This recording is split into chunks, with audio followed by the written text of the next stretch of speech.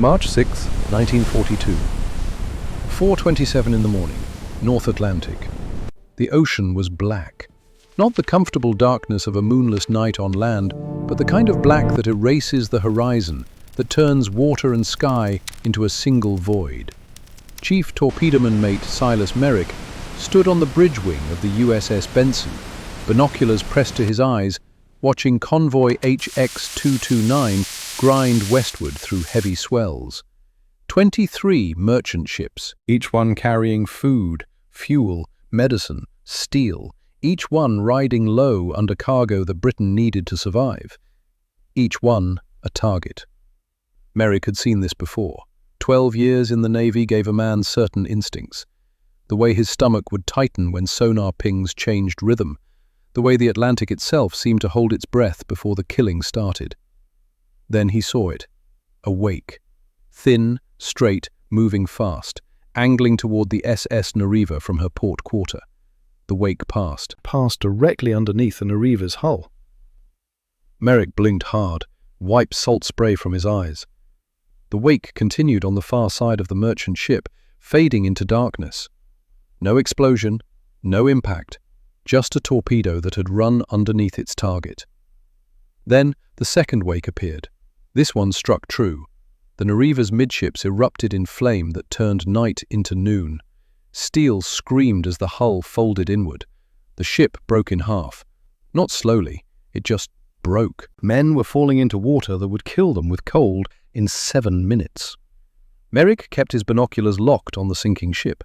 His job was to observe, to record, but his mind was counting. 2 torpedoes, same bearing, same target, one passed underneath, one hit. The Nariva vanished in less than 3 minutes. Merrick pulled out his logbook and wrote, 0427 hours, SS Nariva torpedoed, 2 weapons observed. First torpedo passed beneath target, no detonation. Second torpedo struck amidships, fatal hit. He underlined one sentence, first torpedo passed beneath target. Lieutenant Commander Hayes appeared at his shoulder. Chief, did you get a bearing on that U-boat? No, sir, but I saw something else. First torpedo ran underneath the target. Clean miss. Second one hit. Hayes frowned. Dark out there, Chief. Rough seas. You probably saw the wake from the second torpedo and thought you saw 2. Sir, I've watched 400 torpedoes fired in 12 years. I know what I saw. You think you know what you saw. The mind plays tricks. Merrick said nothing. You didn't argue with officers. But he didn't cross out what he'd written, because Silas Merrick trusted his eyes more than anyone's explanation for why those eyes must be wrong. Merrick had joined the Navy in 1930. 20 years old, fresh from Bethlehem Steel, where he'd worked alongside his father. The Depression had hit the Lehigh Valley hard. His father had looked at him one morning and said 6 words, "Navy needs machinists. You should go." Merrick had taken to torpedoes the way some men took to music. There was a logic to them, a mechanical honesty. You set the gyro, calculated the depth, maintained the air flask pressure, and the weapon did what physics demanded. He'd made Chief Torpedoman Mate at 28, youngest in his class. The promotion had come with a reputation. Merrick could hear when a gyro bearing was 0.2 degrees off spec, could feel through his hands when a depth engine valve needed adjustment. But what made Merrick valuable was that he trusted what his hands told him more than what paperwork said should be true. 3,000 miles away, on the Baltic coast of Germany, the ocean was behaving itself. The test facility at Eckernförde sat on protected water where conditions were calm, controlled, predictable. Inside, Dr. Heinrich Vogel stood before a test tank 50 meters long, watching his creation perform exactly as designed. The G7E torpedo hung suspended in crystal-clear water, every rivet flush, every seal perfect, by any measure a flawless object. Vogel was 54, 32 years studying hydrodynamics, pressure curves, magnetic field theory. When the Kriegsmarine needed someone to design the weapon that would strangle Britain, they had come to him, and he had delivered. The torpedo incorporated 2 innovations that made it, in Vogel's opinion, the most advanced underwater weapon in the world.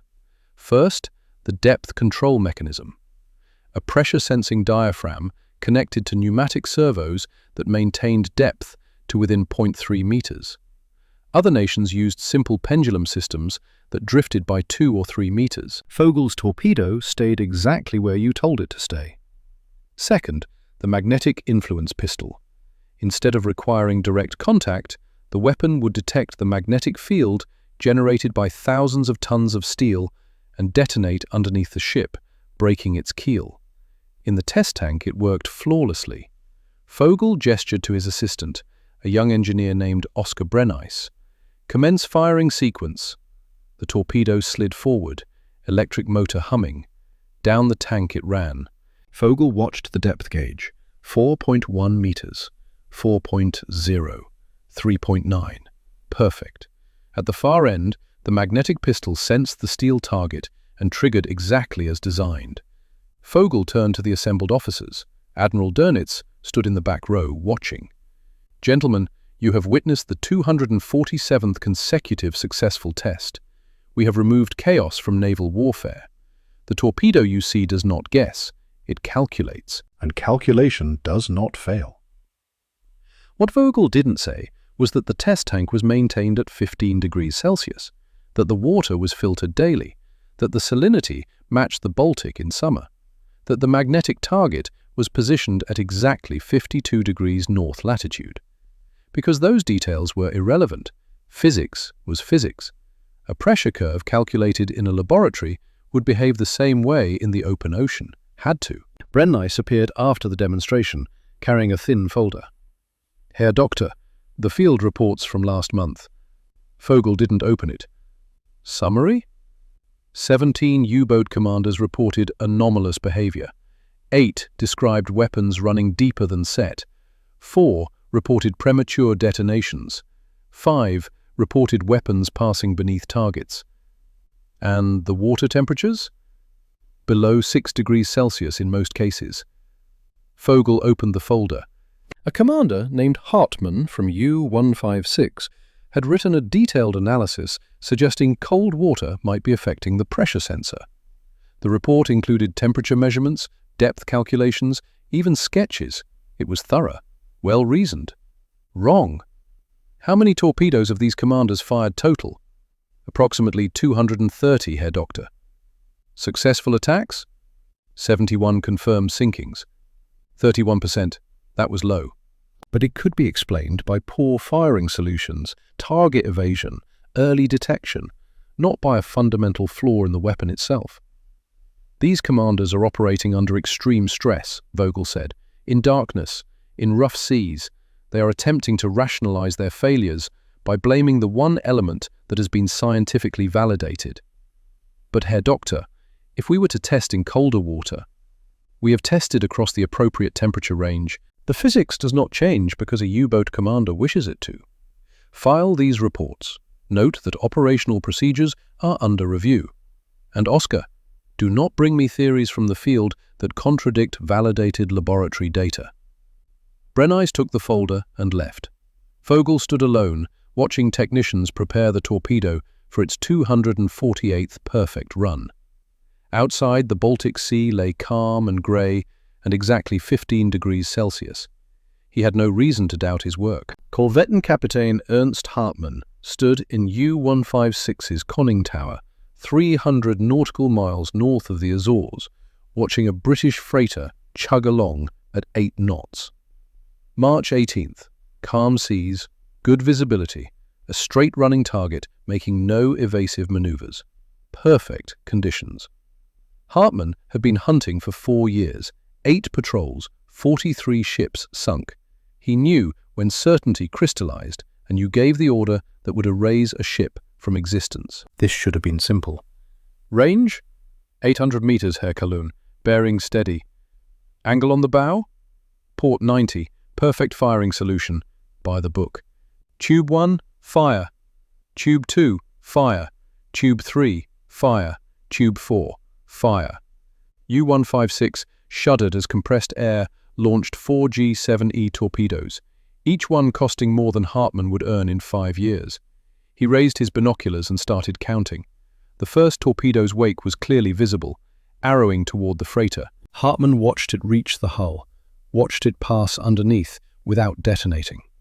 The second torpedo exploded 50 meters short. A column of water erupted, but the freighter sailed through without slowing. The third torpedo left no wake, ran deep, ran invisible, ran useless. The fourth struck the stern at a shallow angle, tore a hole, but didn't penetrate deep enough to cause catastrophic damage. The ship began listing, but remained afloat. 4 torpedoes at a stationary target in perfect conditions. 1 glancing hit. Water temperature? Hartman asked quietly. 4 degrees Celsius, Herr Kalun. 4 degrees. The Baltic, where these torpedoes had been tested, ran closer to 15. Hartman had written 3 previous reports about this pattern. Each time, the response had been identical. Maintain proper firing procedures, weapon performance validated, operator error, most likely cause.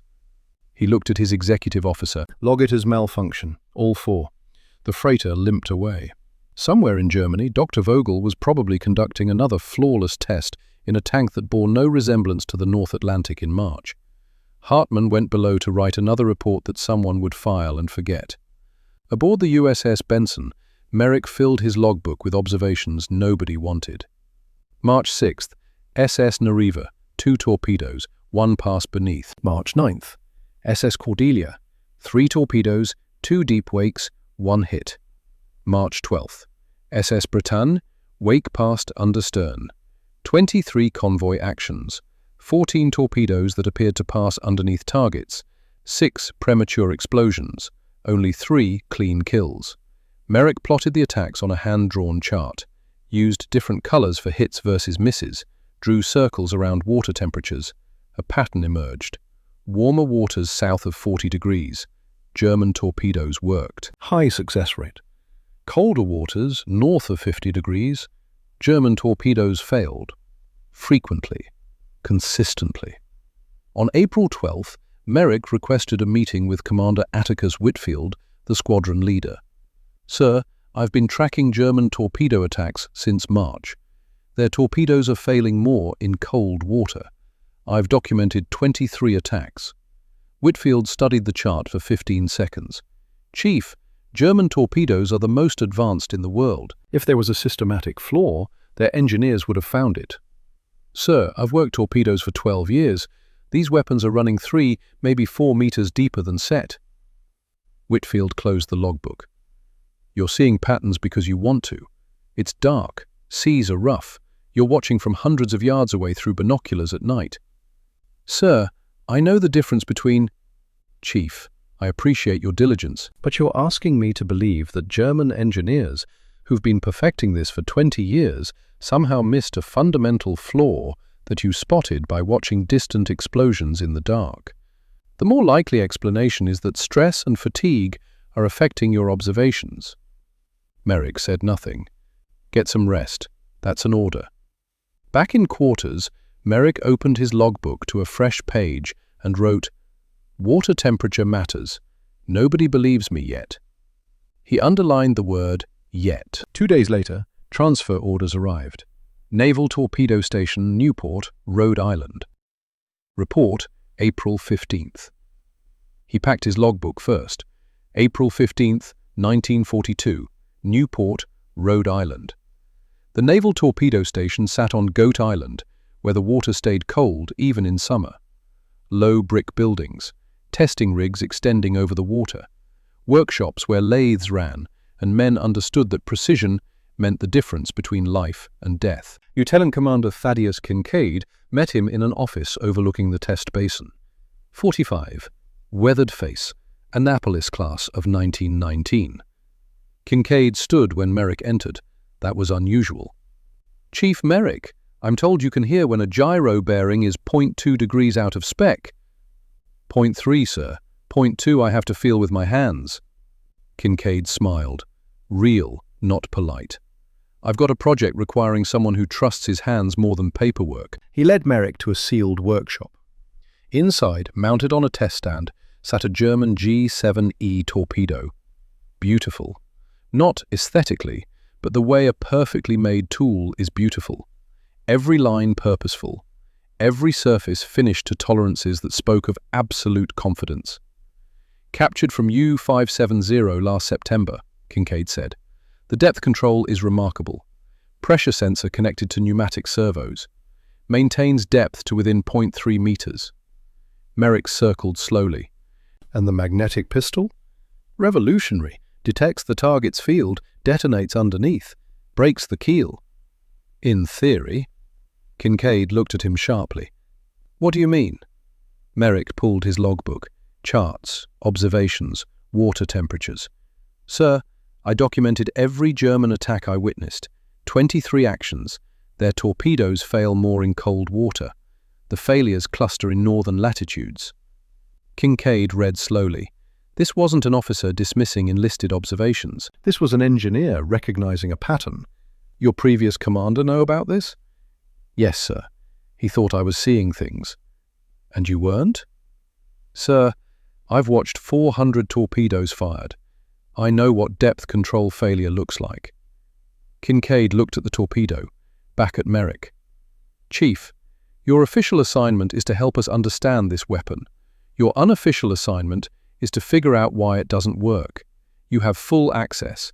Use whatever you need. Sir, if I'm right, I'll be contradicting the best engineers in Germany. That means contradicting our own experts. You comfortable with that? Sir, I'm comfortable trusting what I can measure over what someone says I should believe. Merrick spent 8 days studying the G7E. He didn't just look, he measured, calculated, tested every component. The depth control was extraordinary. Set it for 4 meters. In the test tank, it would hold within a hand's width for the entire run. The magnetic pistol was equally impressive, detecting field variations, triggering at predetermined thresholds. On paper, both systems were flawless. Merrick didn't trust paper. On April 22nd, he requested test tank temperature data. 15 degrees Celsius, constant. He pulled North Atlantic convoy reports. Water temperatures, 3 to 6 degrees, variable, layered. That night, Merrick couldn't sleep. He kept circling back to one question. What happens to water pressure when temperature drops? He knew the answer. Cold water is denser. Denser water creates higher pressure at the same depth. A sensor calibrated for warm water would read high in cold water. Would think it was deeper than it was. Would tell the torpedo to rise when it should dive. At 11:40, Merrick got up and walked to the test facility. The guard waved him through. Nobody questioned a chief working extra hours. Inside, empty. Quiet, except for water pumps. Merrick made a decision that could end his career. The facility had 3 tanks. The main tank, heated to 15 degrees, and 2 auxiliary tanks, unheated, filled with raw seawater pumped from Narragansett Bay. Merrick went to the pump room, opened the valves, let the auxiliary tanks fill with unfiltered seawater. Temperature, 5 degrees Celsius. He rolled the G7E to the first auxiliary tank. 1,500 pounds of weapon. Set the depth control for 4 meters. Activated the motor. Lowered it into raw seawater. It ran. Merrick watched the depth gauge. 4.1, 4.4, 5.2, 6.1. The torpedo thought it was holding 4 meters, but the actual depth kept increasing because cold water was denser, creating higher pressure, fooling the sensor. At 7.3 meters, the torpedo reached the end. Merrick's hands were shaking, not from cold, from understanding that thousands had died because nobody had tested the weapon in actual conditions. He drained the tank, filled it with heated water, 15 degrees, ran the torpedo again, 4.2, 4.1, 3.9, 4.0. Perfect. Merrick sat on the concrete floor at 1:17 in the morning and laughed. Not happy, understanding that men had died because nobody thought to test assumptions. At 2:15, he called Kincaid. Sir, you need to come to the test facility, right now. Merrick, it's 02:15. Sir, I know what's wrong with the German torpedo, and it's worse than we thought. I'll be there in 10 minutes. Kincaid arrived in 8, still buttoning his jacket. Merrick had the torpedo ready. Tank filled with cold seawater, 4 degrees. Show me. Merrick set depth control to 4 meters, lowered it. They watched it run deep, past 6 meters, past 7. Jesus Christ, Kincaid said quietly. Merrick retrieved it, drained the tank, warm water, ran it again. Perfect 4 meters. Kincaid stood very still. The Germans tested this in the Baltic. Yes, sir, 15 degrees, same as here. But the North Atlantic in winter, 3 to 6 degrees, sir, dense, different pressure curve. Kincaid started calculating. How deep would a torpedo set for 4 meters actually run?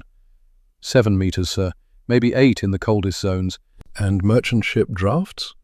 6 to 7 meters fully loaded, sir. Kincaid looked up. So a torpedo set to run underneath and break the keel passes clean underneath, sir, doesn't touch it. Silence. How many ships survived because of this? Don't know, sir, but I documented 14 that passed under in just the actions I witnessed. Thousands of ships, tens of thousands of lives. Kincaid checked his watch. Chief, run this test again. Document everything. I need data so solid, nobody can question it. Yes, sir. And Merrick, you just disobeyed 6 regulations by running unauthorized tests on classified equipment in the middle of the night. Don't do it again. Next time, wake me up first. Merrick ran the test 17 more times before dawn. Built data that was undeniable. When the sun came up, Merrick had proven that German torpedo technology was perfect for a war that didn't exist. April 28th, 8:03. Doctor. Phineas Aldridge arrived in a worn 1938 Ford. 56, grey-haired, suit that didn't fit. MIT professor. Hydrodynamics and electromagnetic theory. Kincaid had called him 3 days earlier. They met in the workshop. Merrick demonstrated the temperature tests. Aldridge watched in silence, making notes filled with elegant equations. After the 4th demonstration, Aldridge set down his journal. How did the Germans miss this? Merrick looked at Kincaid, who nodded. Sir, they tested in conditions they could control. We tested in conditions we couldn't. Aldridge smiled, spoken like someone who understands the difference between laboratory and reality.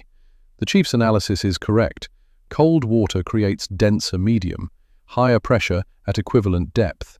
A sensor, calibrated for 15-degree water, will misread by 2 to 3 meters in Atlantic winter. Can we fix it? Kincaid asked. Compensate for it, yes. Adjust depth setting down 3 meters. Set for 1 meter, it'll run at 4 in cold water. Crude, but effective. Aldridge walked to the magnetic pistol. What about this?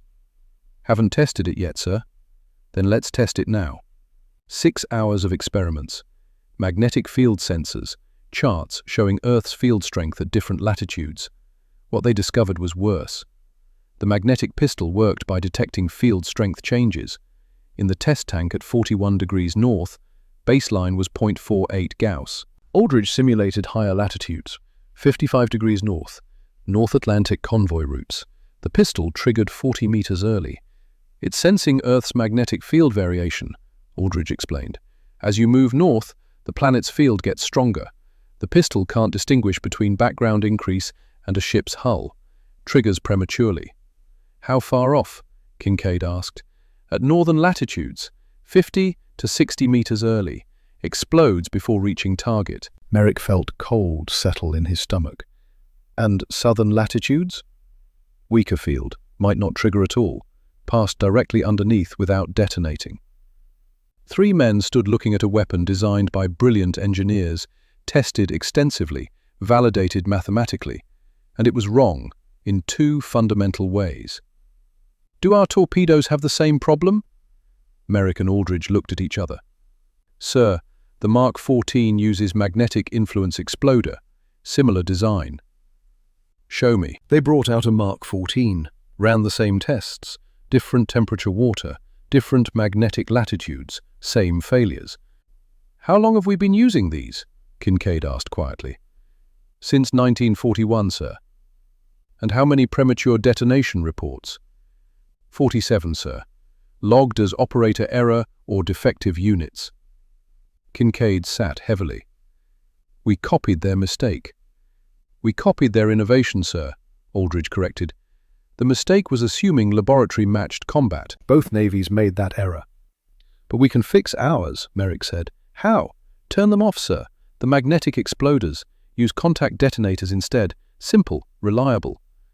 That's remarkably inelegant, Aldridge said. Sir, elegant don't matter if it don't work. I'll take crude that hits over perfect that misses. Kincaid paced. If we do this, we're admitting years of development were flawed. We're throwing away sophisticated technology. Yes, sir. Bureau of Ordnance will fight this. Yes, sir. We need more data, real ocean conditions. Merrick had been waiting. Sir, give me a boat, give me a crew, 2 weeks. I'll get you data they can't ignore. May 5th, 0600, 8 miles off Block Island. The test boat was a converted sub-chaser. Crew of 6 plus 1 skeptical officer from Bureau of Ordnance. Lieutenant Beauregard Haynes was 38, Annapolis 28, and he did not believe a chief had discovered what engineers had missed. Chief Merrick, extraordinary claims require extraordinary evidence. Yes, sir. That's why we're here. Water temperature, 6 degrees. North Atlantic conditions. They loaded a Mark 14, set it for 4-meter depth using standard calculation, fired at a target hulk 500 yards away. The torpedo ran at 7.2 meters, passed underneath. Haynes watched through binoculars, said nothing. Another torpedo. This time Merrick's adjusted calculation, set for 1 meter. It struck the target dead center. Again, same result. By day's end, 18 torpedoes fired. Standard settings, 11 hits. Merrick's settings, 23 hits. Haynes stopped objecting and started taking notes. Day 3, magnetic exploders. Iron targets at various distances. Simulated magnetic fields. 40 degrees north, perfect. 55 degrees north, premature. 53 meters early.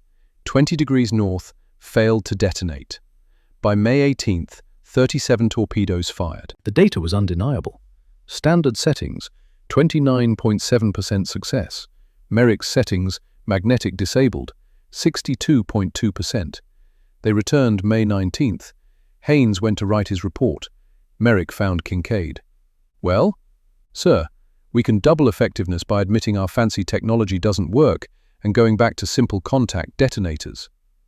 And Bureau of Ordnance will approve because Lieutenant Haynes spent 2 weeks watching every magnetic exploder either miss or detonate early. 3 days later, Kincaid called Merrick to his office. Aldridge was there, Haynes too. Gentlemen, I've received authorization from Bureau of Ordnance. Effective immediately. All magnetic exploders disabled in Atlantic Theater. Depth settings adjusted using Chief Merrick's formula.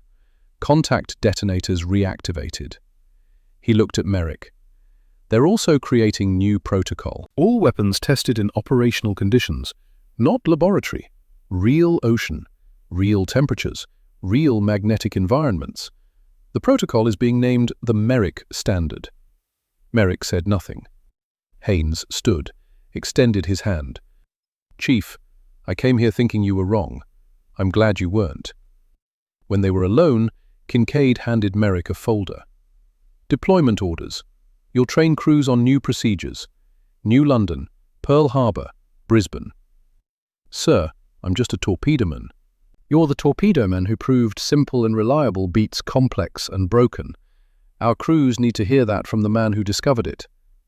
Merrick took the folder. 6 months away, training crews. Teaching men that sometimes you threw away sophistication to achieve effectiveness. He thought about German engineers in perfect test tanks, about Vogel and his 247 perfect runs in water that bore no resemblance to March Atlantic, about how confidence could become a blindfold. Sir, one question. The Germans. Will they figure this out? Kincaid looked out at Narragansett Bay, where the water was cold and real. Eventually. But by then, we'll have fixed ours, and they'll still be wondering why their perfect technology keeps failing. Seems unfair, sir. War isn't fair, Chief. It's just real. Merrick left with his orders and logbook, and knowledge that men would live, because he'd refused to believe perfect on paper meant perfect in practice. There were submarines waiting, and they needed to learn that sometimes the best weapon isn't the most sophisticated one, it's the one that works. July 15, 1942, 4:17 in the morning, North Atlantic, convoy ONS 113. The USS Benson was back on convoy duty. Different ships, same ocean, same darkness. But something had changed in 3 months since Merrick left for Newport. The destroyer's torpedo room now carried weapons configured exactly as Merrick specified. Magnetic exploders, disabled. Contact detonators, activated. Depth settings, adjusted down 3 meters. Simple, crude, effective. The Benson's new torpedo officer was Lieutenant J.G. Cordell, 24, fresh from training. He'd heard stories about Chief Merrick, the enlisted man who'd proven the engineers wrong. At 4:21, sonar picked up a contact. Submerged, moving fast. Surface contact bearing 097, range 3,000 yards, making turns for 12 knots. The captain didn't hesitate. All ahead full. Weapons, prepare for depth charge attack. But before the Benson could accelerate, the U-boat fired. 3,000 yards away, Korvettenkapitan Ernst Hartmann stood in U-156's conning tower, his 9th patrol. His frustration had calcified into something harder. Betrayal. 16 weeks earlier, he'd filed another detailed report about torpedo failures. The response had been identical. Maintain firing discipline, weapon performance validated, operator error primary cause. So Hartmann had stopped filing reports. He'd simply learned to expect failure. Target is lead merchant, port column, his XO said. Range 2,800 meters, speed 8 knots, perfect firing solution. Perfect on paper, Hartmann thought. Useless in reality. Water temperature? 5 degrees Celsius, Herr Kaljun. Of course. The North Atlantic in July was still cold enough to fool every sensor calibrated in the warm Baltic. Fire tubes 1 through 6, full spread. The U-boat shuddered 6 times, 6 torpedoes, each costing more than a Hamburg house, each certified by engineers who'd never felt Atlantic cold seep through a pressure hull. Hartmann watched through the periscope. Torpedo 1. Wake visible, running deep, passing underneath without contact. Torpedo 2. Premature detonation, 60 meters short. Magnetic pistol sensed something. Earth's field variation, ghost signal, anything except the actual target. Torpedo 3. Wake disappeared. Too deep to see. Too deep to matter. Torpedo 4. Struck the stern at shallow angle. Tore metal. Didn't penetrate deep enough for catastrophic flooding. The ship listed but continued. Torpedo 5. Another deep runner. Invisible. Useless. Torpedo 6. Exploded 50 meters early. Another confused magnetic pistol. 6 torpedoes. 1 damaged ship that wasn't even sinking. His XO stood silent. The crew had learned not to question why their weapons failed. They just accepted it like rough seas or cold rations or the knowledge that you might die because someone in a laboratory had been wrong. Herr Kalin, destroyer closing, range 2,200 meters, high speed. Hartmann lowered the periscope. Take us deep. Rig for depth charges. U-156 dove, the familiar routine of trying to survive what came next. The Benson's sonar tracked the U-boat to 200 feet. The captain maneuvered into attack position. Standard doctrine, pass over, drop depth charges. But Lieutenant Cordell had a different idea. Captain, request permission to use torpedoes instead of depth charges. The captain looked at him. Against a submerged submarine? Sir, the new settings, Chief Merrick's calculations, they're designed for exactly this. The captain had read Merrick's report, had attended the briefing where an enlisted man explained how Navy doctrine had been wrong for 18 months. You confident in those settings, Lieutenant? Sir, I'm confident in the chief who calculated them. Sonar, confirm target depth. 200 feet, sir, holding steady. Range 1,800 yards. Weapons free. Fire when ready. Cordell set the torpedoes himself, used Merrick's temperature compensation formula, adjusted depth for water that was 5 degrees instead of 15, set them for impact detonators, not magnetic. Simple mathematics, no elegance, just cold water physics and a chief's willingness to trust measurement over theory. Fire 1, Fire 2, Fire 3, Fire 4. 4 torpedoes launched into North Atlantic darkness. 4 weapons running on settings that would have seemed crude to the engineers who designed their predecessors. 4 chances to prove simple could beat sophisticated. 4 torpedoes cut through black water. 4 weapons running calculations no German engineer had ever tested. 4 chances to prove that a chief torpedoman's stubbornness mattered more than laboratory perfection. Cordell's hands were steady on the firing controls, but his mind raced through Merrick's equations. Water temperature, 5 degrees Celsius. Density increase, 0.4%. Pressure differential, 2.8 meters at 4-meter depth. Set the weapon for 1.2 meters. It would run at exactly 4 meters in this cold water. Simple mathematics, the kind that didn't require advanced degrees, just attention to reality. 41 seconds after launch, the first torpedo struck U-156 amidships. The sound traveled through water like God's own hammer.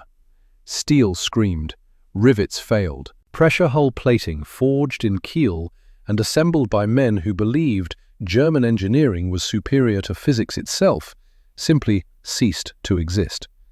The second torpedo hit 8 seconds later, lower, aft of the control room. The explosion vented into the battery compartment, mixing seawater with sulfuric acid, creating chlorine gas that would kill anyone who breathed it. U-156 had no choice, surface or die. "Contact breaking up," the sonar operator called. Hull fractures across multiple sections. Target surfacing emergency. The captain brought the Benson around slowly, carefully, because even a dying U-boat could fire a last torpedo if you gave it the angle. Through darkness, Hartmann's conning tower broke surface, already canted 15 degrees to port, water streaming from ruptured tanks. Hatches cracked open. Men climbed out, hands raised, faces showing the particular exhaustion that comes from understanding you're alive only because you surrendered before the ocean finished killing you. Cordell stood at the torpedo controls, looking at weapons that had just performed exactly as designed. Not as the engineers who built them had designed them, as Merrick had redesigned them by refusing to accept that laboratory conditions matched combat conditions. "Mr. Cordell," the captain said quietly, "mark this in the log. 4 torpedoes fired, 4 ran true, 2 hits, target disabled, Chief Merrick's settings validated in combat." Cordell wrote it down, knowing that somewhere, maybe Newport, maybe a forward base in the Pacific, Merrick would read this report and understand that mechanics who paid attention mattered more than engineers who assumed. Oil began rising to the surface. Not a small leak, a catastrophic rupture. Hartmann stood on the conning tower bridge, watching his crew abandon ship. 23 men, all alive because American torpedoes had worked well enough to cripple but not detonate the ammunition stores. All alive because he'd given the order to surface before the boat went too deep to escape. He thought about the 6 torpedoes he'd fired an hour earlier, thought about weapons that cost more than most Germans earned in a decade, failing because someone in Eckernförde had tested them in water that bore no resemblance to where they'd be used. The Benson came alongside. American sailors threw lines. Hartmann's crew climbed down, one by one, trading the Atlantic for captivity, trading certain death for uncertain future. Hartmann was last to leave. He looked back at U-156 one final time. The boat was settling by the stern, pressure hull compromised, already starting its final dive. He'd lost his command not to superior tactics or overwhelming force. He'd lost it to a mechanic who'd tested weapons in cold water. August 2nd, 1942. Naval Intelligence Interrogation Facility, Boston. Korvettenkapitän Ernst Hartmann sat in a room painted institutional green, wearing a borrowed American uniform. Across the table sat 2 officers, and one man in navy dress blues with Chief Torpedoman Mate insignia. Silas Merrick. Hartmann recognized the rank. Enlisted man, technical specialist, the kind who kept weapons working while officers decided when to use them. "Captain Hartmann," the senior officer said through a translator, "we'd like to understand what happened during your attack on convoy ONS 113. Hartmann had decided to cooperate. The war wasn't over, but his part was. And he was tired of pretending weapons designed by brilliant men somehow failed because of operator error. "What happened is what always happens," he said in careful English. He'd learned it at university before the war. "Our torpedoes did not work. Yours did." The officers exchanged glances. Merrick watched with the attention that came from 12 years of listening to machinery tell him when something was wrong. "Specifically," Hartmann continued, "I fired 6 torpedoes at a stationary target in perfect conditions. 6 weapons certified by our best engineers. 1 damaged the target. 5 failed completely." "Why do you think they failed?" "I do not think. I know. They run too deep in cold water. The magnetic pistols trigger prematurely or not at all. I have documented this in 17 separate reports over 8 months. Every report was dismissed as operator error." Merrick spoke for the first time, quiet, without judgment. "What water temperature, Capitan?" Hartmann looked at him, recognized something in how the chief asked. Not challenging, confirming. 5 degrees Celsius. "And where were your torpedoes tested?" "The Baltic, Eckernförde facility, test tank conditions." "Water temperature in the test tank?" Hartmann understood where this was going. 15 degrees, maintained constant for optimal testing. Merrick nodded slowly. "Denser water creates higher pressure. Pressure sensor thinks the weapon is shallower than it is, runs deep, misses the target." Not a question, an explanation Hartmann had arrived at himself 6 months earlier, an explanation his engineers had rejected because it contradicted their calculations. "You discovered this," Hartmann said. Not a question either. "Tested it, proved it, changed our torpedo settings to compensate." "And the magnetic pistols?" "Earth's magnetic field varies by latitude. At northern latitudes, the variance triggers the exploder early. Southern latitudes might not trigger at all.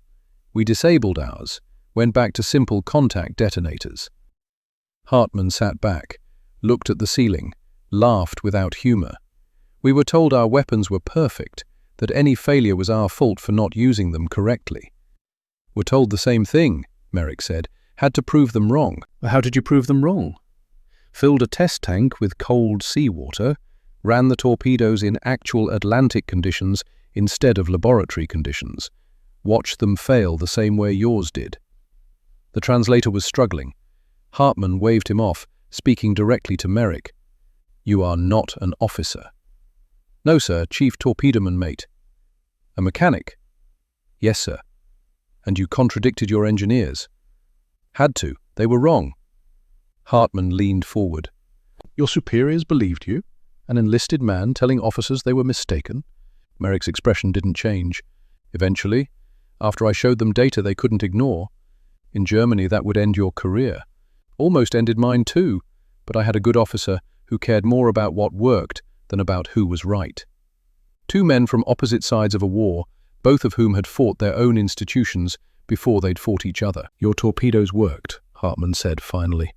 "All 4 hit my boat. First time in 8 months I've seen torpedoes perform as designed." "They're not sophisticated anymore," Merrick said. "No magnetic exploders, simple contact detonators, depth settings adjusted for cold water. Crude technology, but reliable. Reliability is its own sophistication." Merrick almost smiled. "Trying to explain that to engineers is harder than explaining it to U-boat commanders, I expect." Hartmann extended his hand across the table. Merrick hesitated, then shook it. "Chief Merrick, I have spent 8 months watching my weapons fail, while my superiors told me I was using them incorrectly. You had the courage to prove your superiors wrong. That is worth more than any engineering degree." "Captain, I just tested things the way they'd actually be used. Common sense.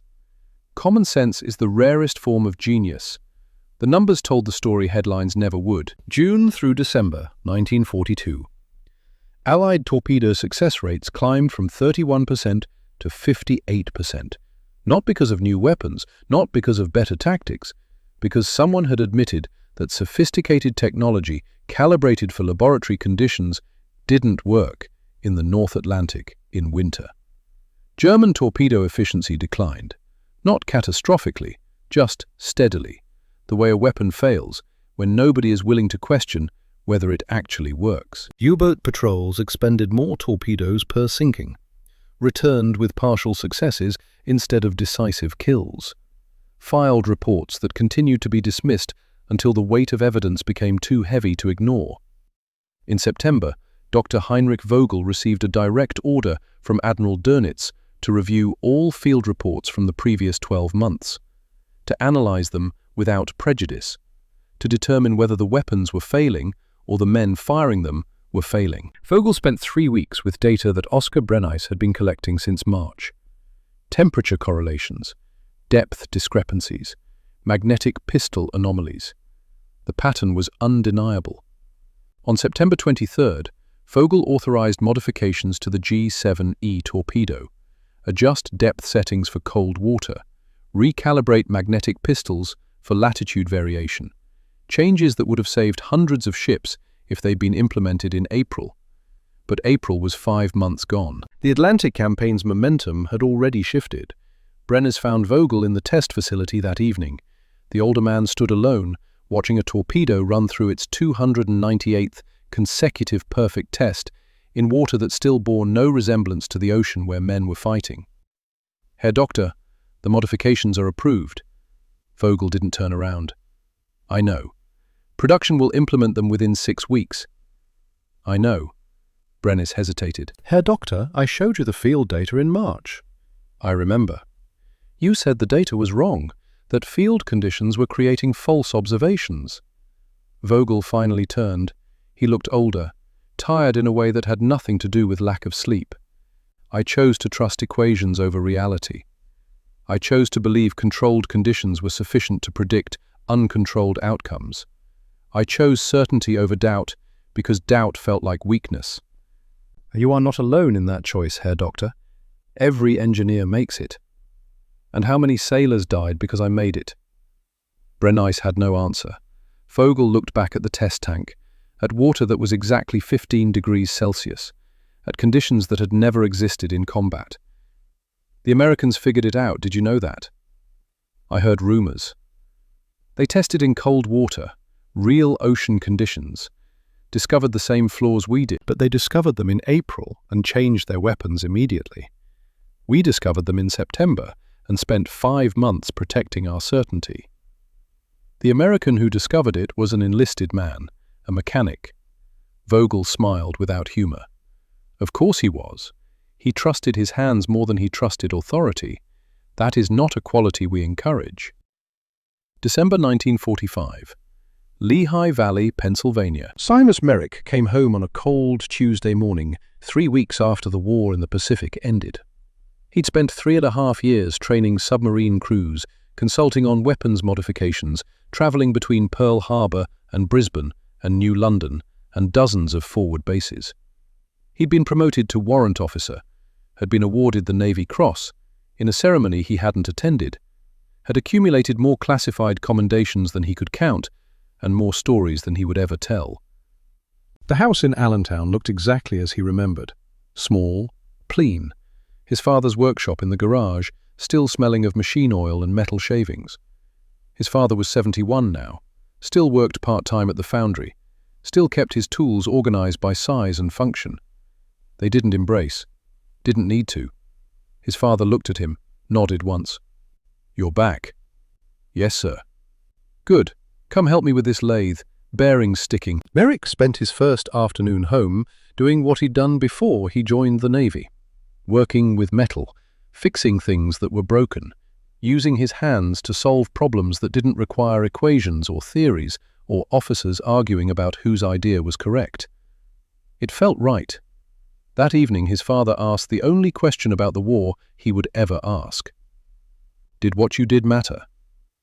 Merrick thought about convoy routes kept open, about ships that arrived instead of sinking, about men who went home to families because a torpedo hit instead of running deep. "Yes, sir, I think it did." "Good."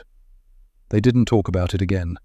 Merrick took a job at Bethlehem Steel, worked as a machinist, taught younger men the same lessons his father had taught him. Measure twice, cut once, trust what you can measure over what someone says you should believe.